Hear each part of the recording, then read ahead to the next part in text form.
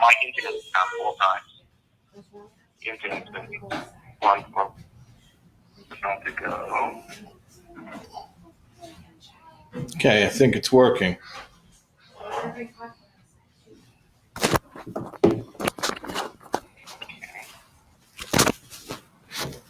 Yeah, seems like we are live. Just one moment here.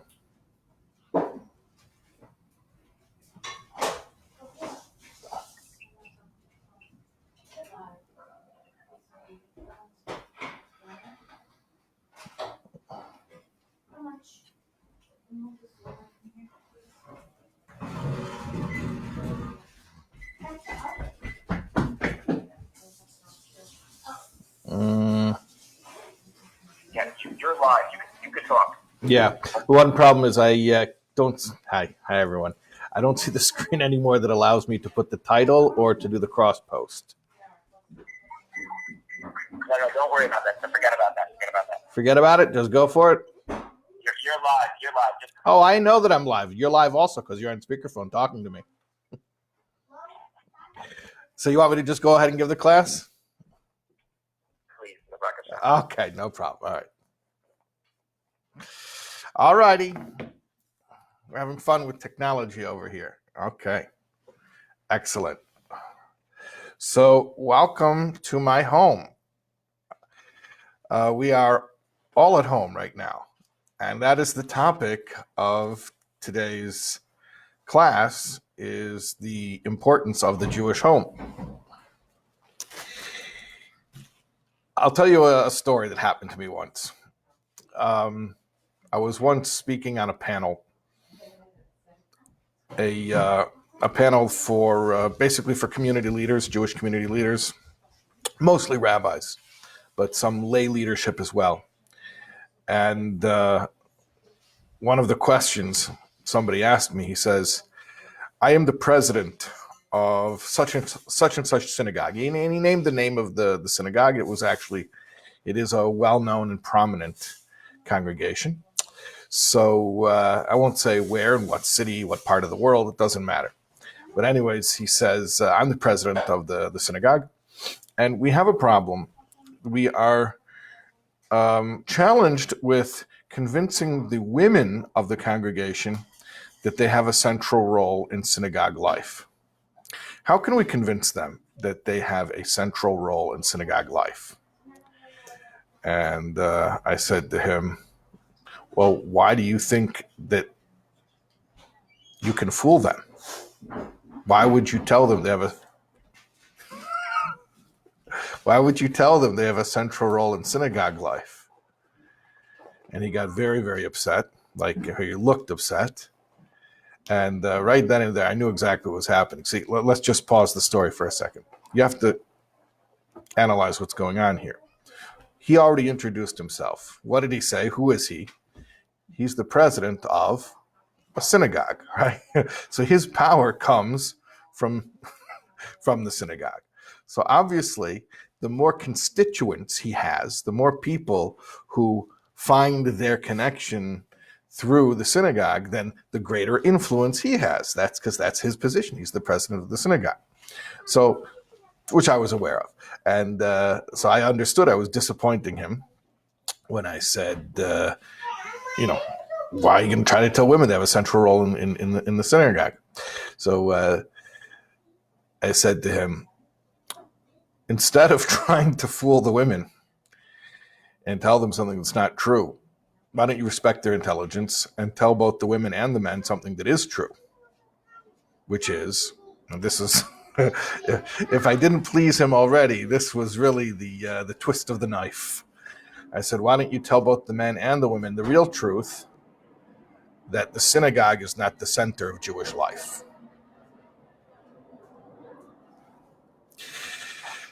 I think one of the things that happened to Jews during this exile, this 2,000 years of living among foreign values, is that we took on certain assumptions that don't really come from our tradition. And one of those is that the center of the religion is in the house of worship. Living among specifically Christian culture for so many centuries and millennia, we've taken on those assumptions. You have a church that's run by, you talk about Catholicism, which is the original church, a monk, an unmarried man, right? A single man who specifically does not get married, does not have his own family. And the center of religious life is in this institution, in this building outside of the home. Contrast that with Judaism, where Judaism comes from the home. It is practiced in the home. Jewish continuity over the centuries and the millennia is because of what goes on in the Jewish home. And the leaders of the Jewish people, the real leaders, meaning those who keep Judaism viable from generation to generation, are the mothers and the fathers in each Jewish home who teach Judaism to their children in the home. So let's get back. Let's try to get back. Let's try to recalibrate and reset some of these assumptions we have, which are not particularly Jewish, and get back to fundamentals. How's that? At the very beginning of our peoplehood, at the birth of the Jewish nation, we find the centrality of the Jewish home as a major motif. What is the birth of the Jewish nation? The Exodus. When the Jewish people were taken out of Egypt, it is likened to a birth.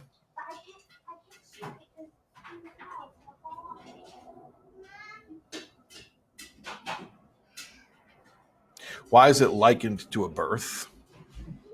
Because birth means the soul comes into the world. The soul existed long before you were born.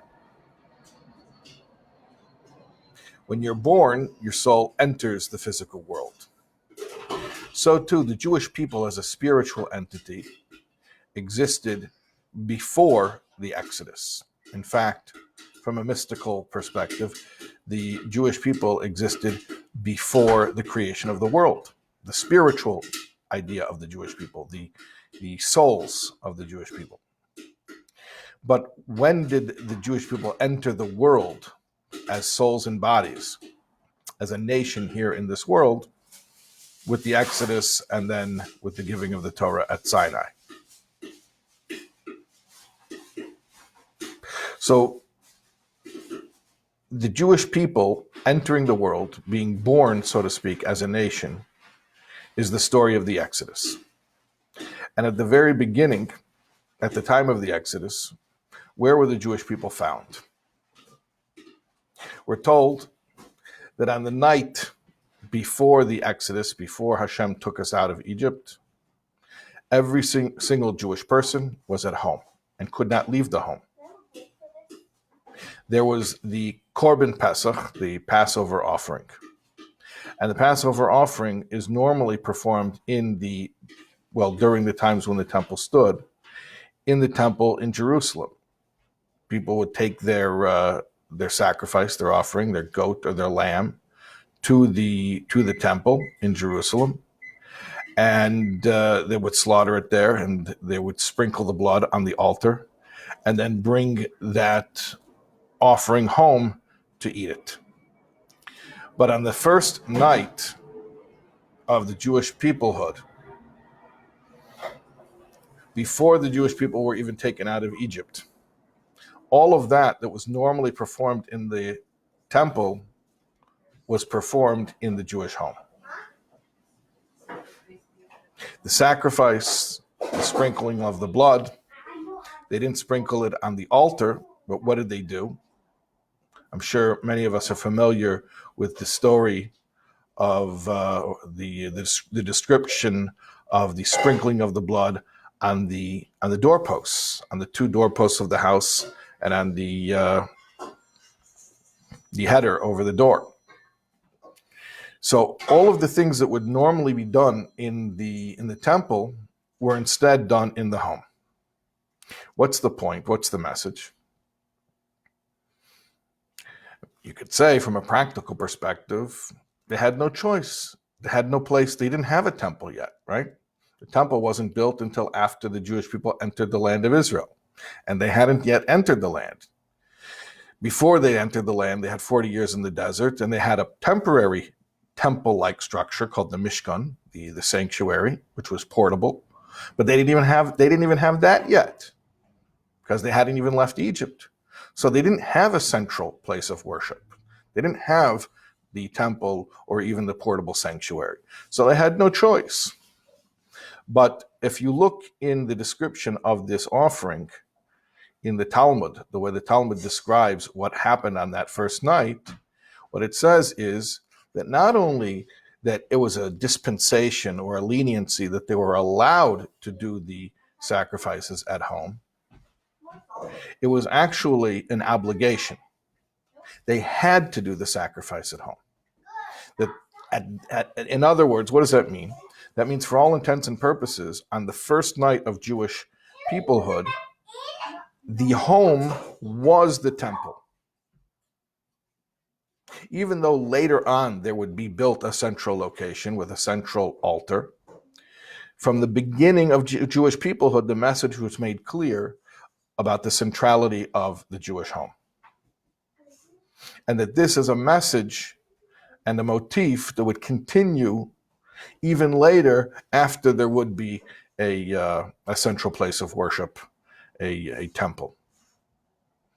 Now you could ask, okay, if the main place of practicing Judaism is in the home, then why was there a temple? Why did we have a temple? And indeed, when Mashiach will come very soon, hopefully, there will be a temple again. So what's the point? You have to look, to answer that, at the way the temple itself was constructed. The way that King Solomon built the temple, it would never pass an energy audit. If somebody came in and they would look at how King Solomon built the temple, they would say, you built it the wrong way.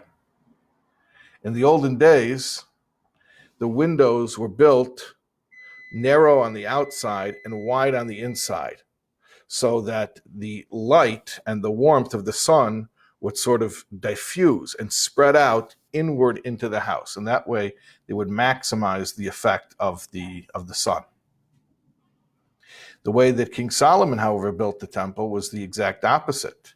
He built it narrow on the inside and wide on the outside, so that light and warmth would spread outward from the temple, specifically from the light of the flames of the menorah in the holy chamber. And it's explained that the reason that King Solomon built the temple this way was in order to indicate that the temple was not supposed to be a place that energy comes into. It's supposed to be a place that energy comes from. The idea then of having a central place of worship is not that we direct our spirituality toward that place, but that we draw spirituality from that place. We draw it from that place and then bring it where? Into our homes. In other words, you have to kind of look at it like this. There's a certain dynamic relationship between the place of worship and the Jewish home. Maybe I could explain with a little bit of a parable. A parable within a story. Somebody once visited 770 Eastern Parkway, the main synagogue of Lubavitch, where the Rebbe davened, and they were underwhelmed. This was a wealthy person, a supporter, someone who came to give a donation, and they were used to seeing fancy things, and they came to 770, and they were, like I say, underwhelmed because it wasn't so lavish. a little bit rough around the edges. And they asked the Rebbe's chief secretary, Rabbi Chadakov, and he said, look, you work in Manhattan, right? You have a business in Manhattan. Let me explain something to you. You've ever been up to the, the top floor and you go to the fancy corner office of the CEO and he has a nice office, or you go up to the top apartment, the top floor, and you go to the penthouse where they have the nice fancy apartments where the rich people live on the top floor of these skyscrapers, and everything's beautiful up there. He says, but in the winter it's cold. How's it warm in those in the offices or in the apartments on the top floor? Because there's a boiler room in the basement of the building. Now he says, you go into the basement, you go into the boiler room, and it's not very impressive, kind of underwhelming. So Rabbi Chadakov smiles. He says, welcome to the boiler room. You come to the synagogue. The synagogue, 770, that's not the place the energy goes to. It's the place the energy comes from, right? We even have a song about that. From 770, we're marching out, right? We're marching out. We're leaving from 770, going outward. Where? To specific places where Jews live, or more specifically than that, to the Jewish home. So the relationship between the place of worship and the place of Jewish living is sort of like the boiler room and the apartment.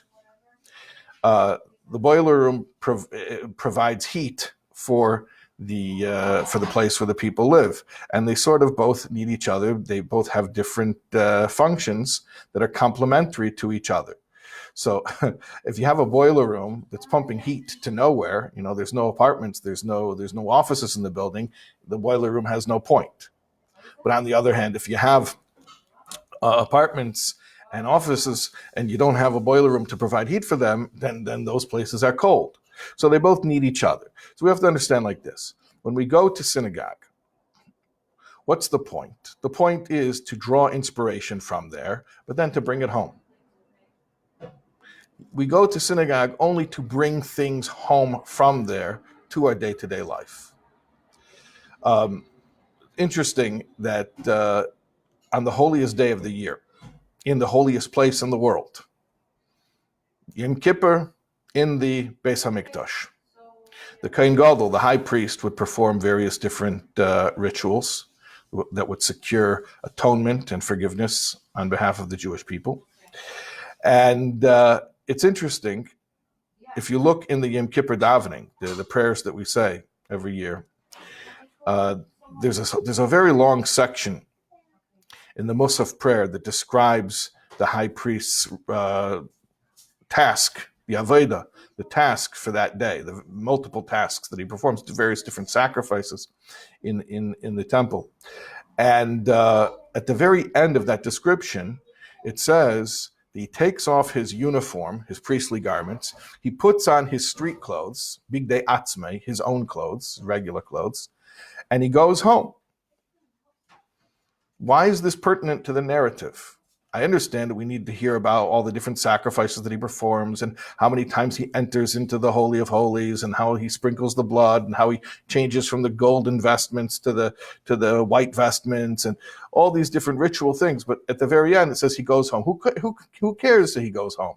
I mean, at that point, once he punches out, he goes and punches out on the clock. He finished his Aveda, he finished the task. He did what he needed to do to secure forgiveness for the Jewish people. Let him go wherever he wants. I'm going to Disney World. Let him take a trip. Let him take a vacation. Doesn't matter where he goes. And yet, it says specifically that he goes home. And in fact, if you look in the Rambam, in Maimonides' Code of Law, in Mishnah Torah, where he describes the laws for that day, Maimonides says the same thing. He describes all the different rituals that the high priest is supposed to perform. And at the very end, he says, and then he takes off his uniform, he puts on his street clothes, his regular own clothes that he owns, and he goes home. So it's not just that it's described in our machzer, in our prayer book, where you could say, okay, so, the prayer book was just mentioning a detail that's not important. Which that itself is, hard to believe that the prayer book, the prayer book was composed extremely meticulously, but not only does it say it in the prayer book, that it says it in Maimonides' Code of Law. The Code of Law means this is how it must be done.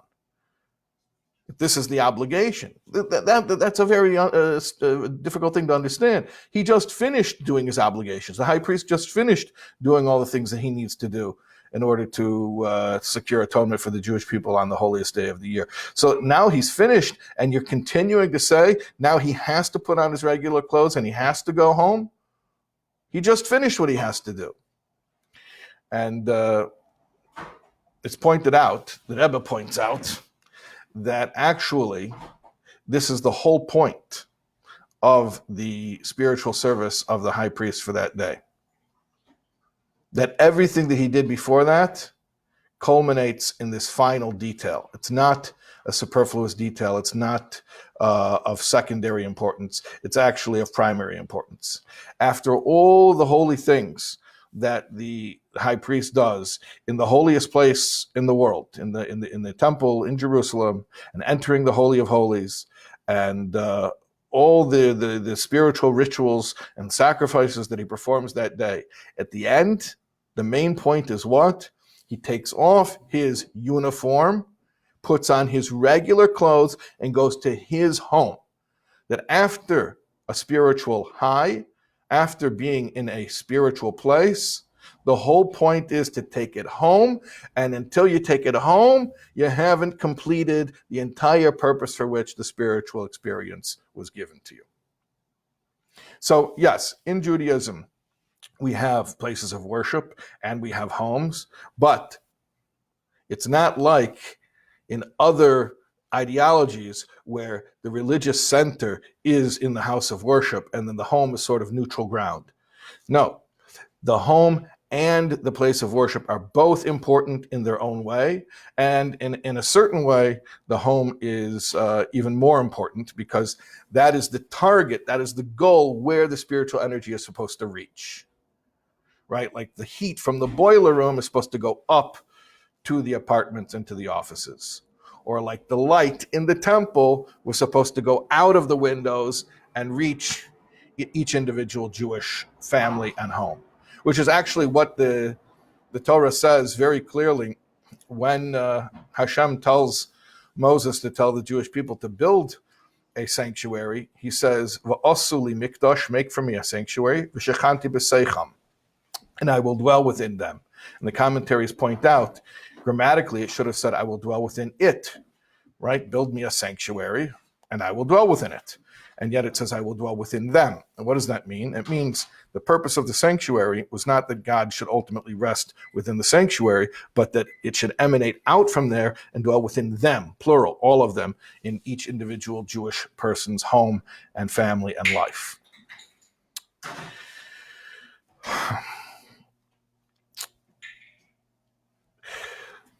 I'll point out another interesting idea, which is related to this concept. There is a story in the very end of the first book of the 5 books of Moses, in the end of the book of Genesis, right before the passing of Jacob. And at this point, he's living in Egypt. If you remember the story, the Jewish people initially came to Egypt not as slaves. They came there actually as preferred citizens. They had a sort of elite status because Joseph was still the viceroy at that time. So Jacob was living in Egypt, and he knew his time was coming to leave this world, and he called his son, Joseph, the viceroy, to his deathbed, and he made him promise. He said, "Whatever you do, swear to me that you will not leave my body after my passing here in Egypt. You have to immediately take me out and bring me to the Holy Land, specifically to the holy city of Hebron, to the Maris HaMachpelah, the cave of Machpelah, which is the burial site of the patriarchs and the matriarchs." It's interesting, Joseph and his brothers all were ultimately brought up for burial in the Holy Land, but that was only after the Jewish people left Egypt, after 210 years of being in Egypt. Jacob did not want that. He didn't want to even wait that amount of time. Immediately upon his passing, he requested, begged, he pleaded to be buried immediately in the Holy Land, specifically in Hebron, which is the second holiest site in all of Judaism, second only to the Beis Hamikdash in Yerushalayim, in Jerusalem. So it's an interesting thing. We know that Jacob's wife, Joseph's mother, Rachel, passed away years earlier. She passed away before the family was reunited, before they all moved to Egypt, where Joseph lived. And she passed away while they were traveling. And it says that when she passed away, they buried her at the side of the road, near Ephrat, near the city of Ephrat. And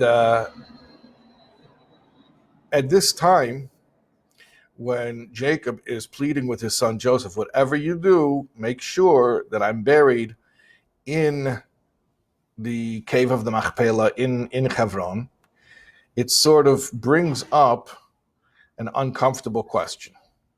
You know, it's the, what do they call it? The elephant in the room. You know, I bought my friend for his birthday an elephant. He told me, thank you. I told him, don't mention it. Was that funny? Yeah. Okay, you could use that for free. In my name or not in my name. So there's that elephant in the room that we don't want to mention. What's the elephant in the room that we don't want to mention? This very thing that Jacob is begging Joseph to do for him, Jacob did not do for Joseph's mother. Jacob is telling him, whatever you do, I beg you, don't leave me here. You have to bury me where? Specifically in Mitzrayim, specifically in Eretz Yisrael, in the Holy Land, and specifically at the cave of the Machpelah, which is the second holiest site in Judaism. Do not leave me here. Yeah, that's all well and good, but when it came to the burial of Rachel, Jacob didn't feel like it was so urgent, and it was a shorter distance. Would have been easier for him to go from Egypt to Hebron. Is a lot farther than to go from Ephrat to Hebron, and yet Jacob didn't take Rachel and bury her in Hebron in the cave of Machpelah. And now Joseph is wondering, you know, if you would tell me it's not so important. Okay, but now you're telling me it is important. And then not only is it important, it's the most important thing, and that, in fact, that's your last will and testament. That's the only thing you're asking from me, is to be buried in that place. And you didn't even do that for my mother. So at that point, there's this beautiful dialogue that takes place between Jacob and his son Joseph. Not in the verses, but alluded to in the verses, and then expounded in the oral tradition. If you look in the commentary of Rashi on these verses, he fills in the discussion. Jacob tells Joseph, he says, I know that you are wondering why I did not do for your mother that which I'm asking of you. I want you to know that it was all for a purpose. It was all for a reason. That there will come a time in the future when the Jewish people will go into exile, and they will be led into captivity in Babylonia. And as they're being taken out of Jerusalem and being taken to Babylonia, they're going to come by this way, and they're going to pass by your mother Rachel, and she's going to pray for them. She's going to cry for them. The prayers of the righteous, as we know, are even more potent after their passing than before. And in fact, I'm sure many of you know that even today, people continue to go to the gravesite of our mother Rachel. The cave of Rachel continues to be a place where people pour out their heart and connect and ask for our holy matriarch to intercede on our behalf in heaven. So Jacob is explaining this to Joseph, and he's saying, listen, I know that you're upset at me. I'm asking you to bury me in this very important place, and I didn't even do that for your mother, but you should know there's a reason. The reason is she needed to be buried there because that's where she can be useful to her children when they're being taken into exile. And that's why the exile in Babylonia was only 70 years, is because of the prayers of Rachel that shortened it.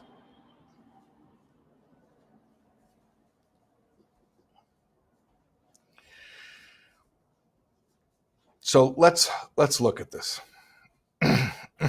Remember I told you before about the guy, the president of the synagogue, who asked me, what should we do about the women who don't feel like they have a central role in synagogue life? And I told him, don't fool them. Instead, tell the women and the men the truth, that the synagogue is not the center of Jewish life. The home is the center of Jewish life. You see this very clearly here. Men, in general, the difference between male obligations and female obligations in Judaism have to do with, I'm going to get a little bit technical for a moment, if you'll indulge me. The idea of positive time-bound commandments. Positive commandments meaning do's as opposed to don'ts. Time-bound meaning it has a specific time for performing it. Communal prayer being a primary example. And men are obligated in those, and women are exempt.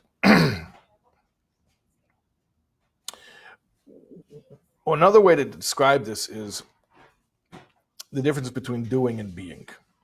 There's doing Jewish and there's being Jewish. Male Judaism has a lot to do with doing Jewish. Okay, going to a Jewish place, doing Jewish activities in a structured, scheduled way. You go to shul and you have your minyan, you put on talis and you put on tefillin, and it all feels very Jewish.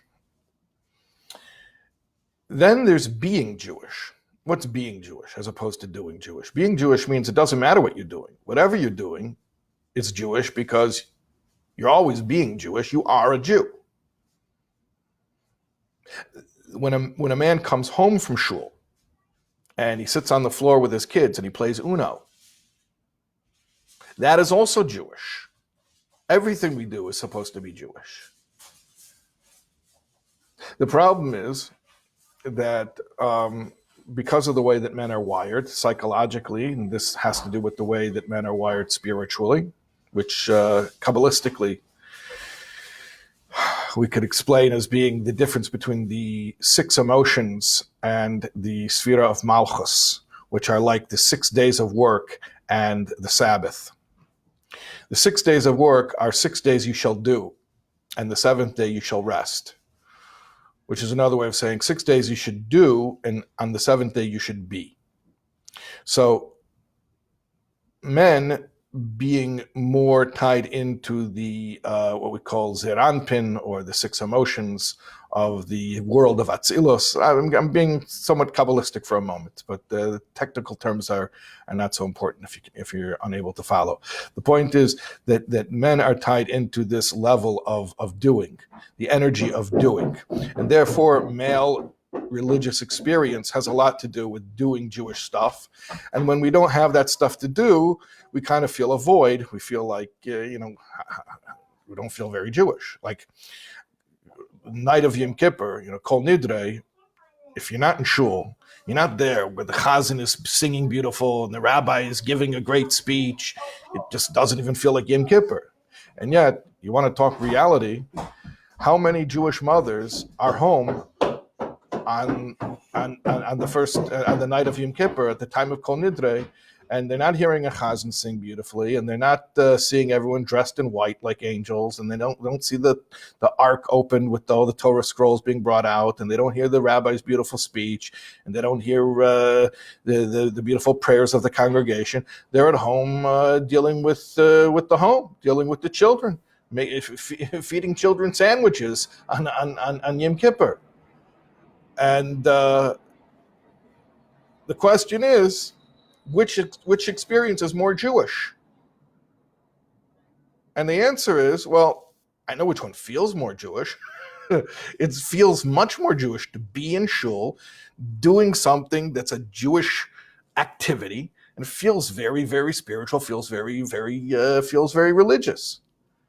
But the truth is, it's not so at all. Being at home and taking care of the kids is no less Jewish, and in fact, in some ways, it's more Jewish, because it's not just doing Jewish, it's being Jewish. It's the essence of your Judaism. What does that mean? It means wherever you go, there you are. Whatever you're doing, it's you doing it. So even if you're not doing something that's overtly structured as a religious activity, the fact that you're Jewish makes that activity a Jewish activity. So bedtimes with the children and getting them in pajamas and making sure that they're fed, that's no less religious than being in shul with a minyan and hearing a chazan in a beautiful sermon. No less religious. So it's interesting. That's the difference between Rachel and Jacob. Jacob needed to be buried in a place that's already holy. In fact, the second holiest spot on earth. Like a man has that need to be in shul or he just doesn't feel Jewish. Rachel is the exact opposite. She was buried in an ordinary place. She didn't need to be buried in a holy place. In fact, by Rachel being buried in an ordinary place, she took that ordinary place and she made it holy. Think about over the millennia, how many prayers were recited, how many hearts were poured out in sincere prayer at that spot, which just used to be a regular side of the road, ordinary place. But Mama Rochel, our mother, a true mother, she took an ordinary spot and she uplifted it and she made it a place of spiritual connection for so many Jews, for so many of her children, for millennia. So Jacob needs to be brought to a place that's already holy, the holiest place, or the second holiest place on earth. But Rachel, the mother, the consummate matriarch, she's at home making sandwiches for the kids and doing bedtimes on the night of Kol Nidre. And she makes that into something that is Jewish, because in essence it is. So let's think about how this applies to us right now. We're all stuck at home, stuck at home. Everything's hashgacha pratis, everything's divine providence. Hashem clearly wants us home right now. And there could be many reasons for that. And there could be many lessons to learn from that. But I'll suggest one lesson. I'll put out one. I'll humbly suggest that this is a time to recalibrate and reset our understanding of the centrality of the home in Jewish life. Right now, we can't be in the place of worship. We can't be in synagogue. Maybe this is a time to get our heads on straight and realign our values with more authentic values, like the very first night of Jewish peoplehood that we were describing earlier. The very first night of Jewish peoplehood, everything was done in the home. They did not leave the home that last night in Egypt.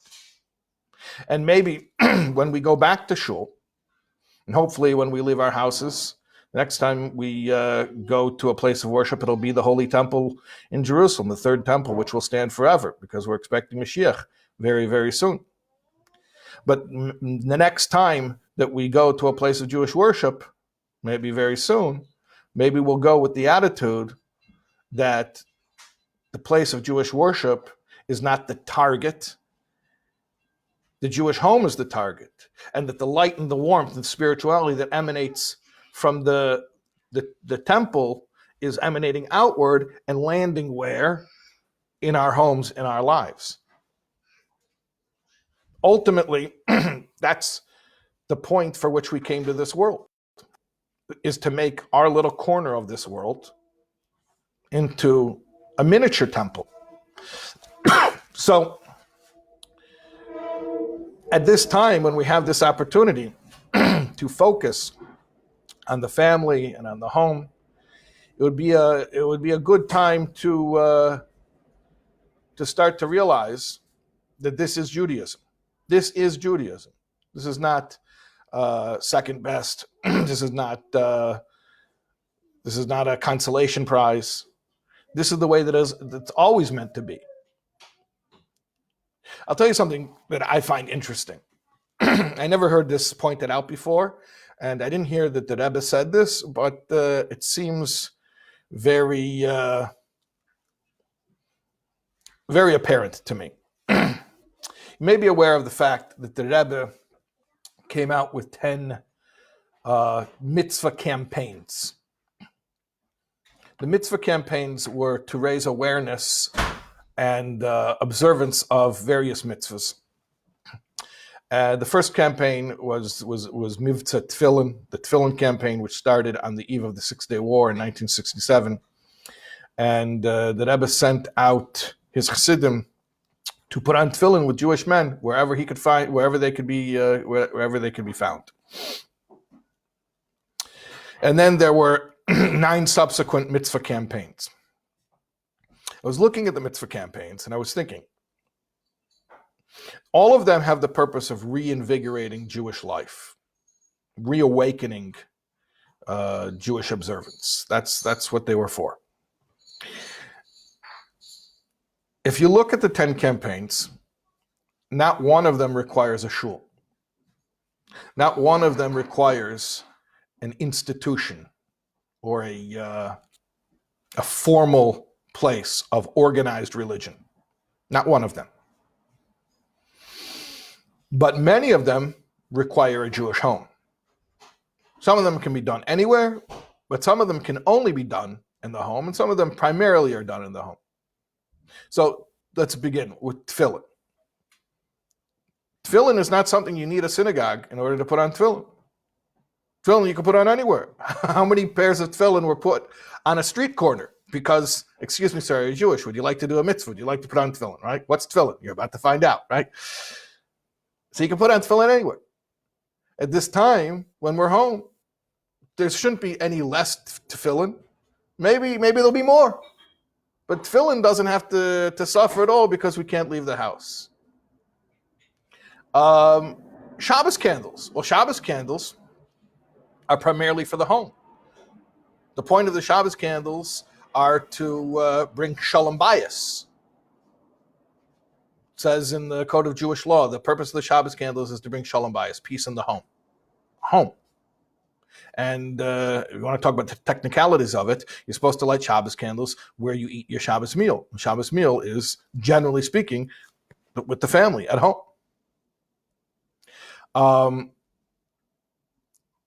Next one is mezuzah.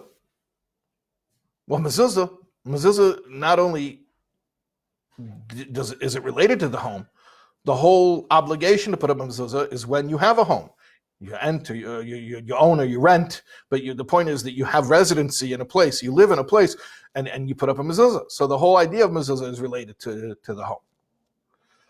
Torah study. Okay, Torah study is one of those things that can be done anywhere, should be done anywhere. When you walk by the way, when you lie down, when you get up, a Torah study is supposed to be a constant obligation. But again, it doesn't require. I mean, look, right now, through the aid of modern technology, we're in our homes, we're studying Torah right now. Okay, tzedakah.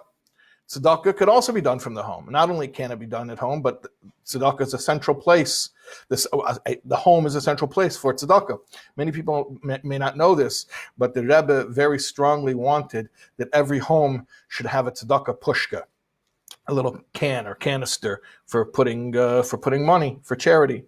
And even more than that, the Rebbe said many times that you should take the tzedakah pushka and you should affix it to the house, like literally build it into the house. And you'll notice sometimes people have the tzedakah pushka built into the wall, let's say. And that's something specifically that Rebbe wanted, that the whole house should become an extension of the tzedakah box. The next of the mitzvah campaigns was Bayis Malei Svarim. You know what that means? Literally, Bayis A house, Mole Sfarim, full of books. Well, that has the word house right in the title. A house full of Jewish books. That's one of the it's one of the campaigns, is to fill your house with Jewish books. Then kosher.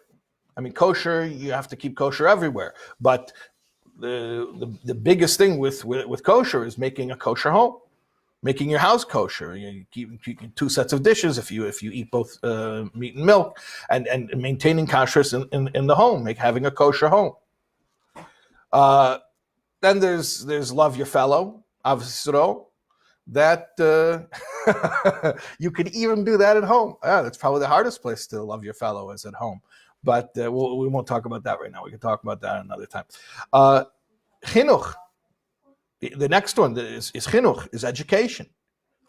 Education means education of your children, educating your children. And I know today we became very reliant on institutionalized education. I have to tell you that even when you have a school to send your child to, and even if it's a good school, the main obligation of education is on the parents. And I will add again, since we were speaking about before, about how the woman is really the mainstay of the home and represents how Judaism is something that's centered in the home. The main Jewish educator is the Jewish mother. You think about Jewish continuity through the ages. Obviously, rabbis and male Torah teachers are important. It would be ridiculous to suggest otherwise. But the continuity of the Jewish people, the fact that we have Jews in each and every generation, is because of Jewish mothers who educate their children in their formative years and give them the foundations of not just doing Jewish, but being Jewish and having that Jewish identity. And so the education campaign, that's something that has to do with the family and with the home. And then finally, the 10th of the 10 mitzvah campaigns is Taras HaMishpacha, family purity, which has to do with the laws of mikveh. Now, very few, if any of us, have a mikveh in our house. And if anybody is in need of mikveh during this time, there are ways of arranging it, and you should speak to your rabbi because that's very, very important. But the point of mikveh is all about what goes on in the home, the intimate relationship between husband and wife, which is considered the holy of holies within the home. Just like the temple had different degrees, different levels of sanctity. You have the courtyard, and then within the courtyard you have the holy chamber, and within the holy chamber you have the holy of holies. So the holy of holies within the Jewish home is the marital union. And Taras HaMishpacha, the laws of mikveh, come to sanctify that relationship. So that's all about the home, not just the home, but the very core and center of the home. So again, we see that Judaism, perhaps in stark contrast with other religions, is not so much about the place of worship or about organized religion or about the leadership of clergy, but it's about Jewish families in Jewish homes, Jewish parents, especially Jewish mothers, ensuring that the golden chain of Jewish continuity remains intact. So I would suggest to everybody now to make use of technology like we have so that we can unite with others and we can be connected. And it helps to overcome the feeling of isolation that could occur in a situation like this. But B, and perhaps most importantly, is to really take the opportunity now to cherish the spiritual opportunity of being centered in the home right now. We may have forgotten the importance of the home. We may have forgotten how our Judaism really is more about what happens here than anywhere else. So it's an opportunity. It's a chance to take a minute to think, to look around, to see the connections to Hashem and to your own Jewishness that are right here, right under your nose. I'll leave you with a story. There's a shul in Krakow, Poland. It's still standing there, amazingly enough, known as Itzik's Shul. And it's known as Itzik's Shul because it was built by a fellow named Itzik. Who was Itzik? He was a poor man, and then he became wealthy. How did he become wealthy? All of his life, he had a recurring dream. Every single night, he would dream that he was in Prague. I told you he lived in Krakow, Poland. But every night he would dream that he was in Prague, and that in Prague he was in the imperial district where the palace was located. And he would see the palace, and he would see the river next to the palace, and he would see the bridge over the river, and he would see under the bridge at the riverbank there was a spot of earth where he would dig, and he would bring out a treasure chest full of golden coin. Every night in his dream, he would see this, and he would become rich in his dream every night, and then he would wake up and he'd be poor again in this small little house there in Krakow. So he was getting older, and he decided, I got to go search this out. You have a recurring dream every single night of your life. Maybe there's something to it. Yeah, it's crazy, but I have to go see. I have to search it out. So that's what he did. And he made the trek. It was very expensive. It was very arduous for a man of his years. But he made the trip, and he comes to Prague. And when he gets there, he gets to the imperial district where the palace is, and it looks exactly like it looked every single night in his dreams. Then he gets a little closer, and he sees the river, just like he saw every night in his dream. He sees the bridge, and he sees under the bridge, that's the spot by the riverbank where he digs every single night. It's uncanny. But now he's got a problem. There's a guard. If he's going to start digging, the guard's going to come shoot him. So he comes over to the guard, and he decides honesty is the best policy.